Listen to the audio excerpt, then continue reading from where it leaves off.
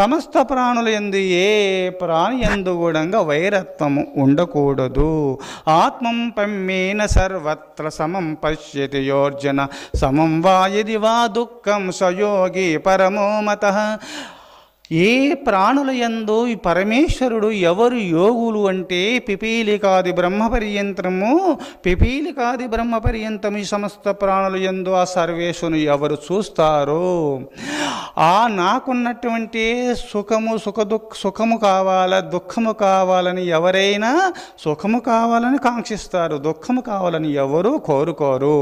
అట్ని ఏ ప్రాణికి దుఃఖము కలుగకుండును కాక, సమస్త ప్రాణులు సుఖంగా ఉండును కాక అని కోరుతూ సమస్త ప్రాణులు యందు సర్వేశ్వరుని చూస్తూ లోక సమస్త సుఖినో భవంతుని భావంలో ఎవరు ఉంటారో అట్టివారలే నిజమైన యోగులు.